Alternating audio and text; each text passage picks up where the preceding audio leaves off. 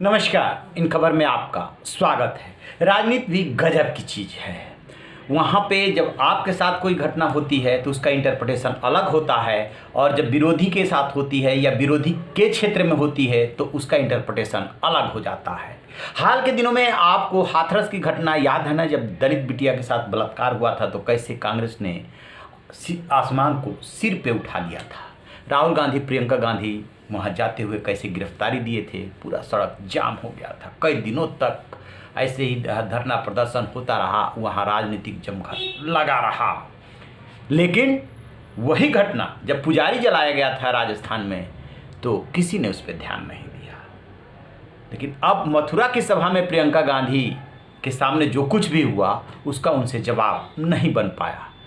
बलात्कार पीड़िता ने जब सभा में, भरी सभा में डी में पहुंच गई, सुरक्षा का एक घेरा होता है डी में, तो सुरक्षा कर्मियों के सांसें फूलने लगी और प्रियंका गांधी भी एक तरीके से चक्कर में फंस गई कि अब क्या करें। हालांकि उन्होंने होशियारी दिखाई और एकांत में बुलाया, किनारे बुलाया और उसकी बात सुनी। देखिए के बाद उन्होंने तत्काल राजस्थान के मुख्यमंत्री अशोक गहलोत को फ़ोन मिलाया। अब आप सोच रहे होंगे कि कहाँ उत्तर प्रदेश की मथुरा की सभा और कहाँ अशोक गहलोत। तो दरअसल भरतपुर से रिलेटेड वो मामला था जो कि बॉर्डर पे लगता है यूपी के, और वो जो है राजस्थान में आता है। लिहाजा लगभग 1 साल पुरानी घटना है, 1 साल से थोड़ा कम। और वो पीड़िता कह रही है कि पुलिस थाने का चक्कर लगा करके, कांग्रेस मुख्यालय का चक्कर लगा करके मैं थक चुकी हूँ। अब जो है कुछ समझ में नहीं आया, तो फिर हमारे पास यही विकल्प था, लिहाजा मैं यहाँ पहुँच गई। अशोक गहलोत ने उन्हें न्याय दिलाने का, प्रियंका को आश्वासन दिया कि पीड़िता को जरूर न्याय मिलेगा, कार्रवाई होगी। लेकिन इसके बाद राजनीति शुरू हो गई। शलभ त्रिपाठी हैं मीडिया सलाहकार उत्तर प्रदेश के मुख्यमंत्री के, कि अब न तो कांग्रेस को दिखाई देगा न मीडिया को दिखाई देगा, और राजस्थान में सबसे ज़्यादा रेप की घटनाएं होती है, लेकिन कोई कुछ नहीं बोलेगा।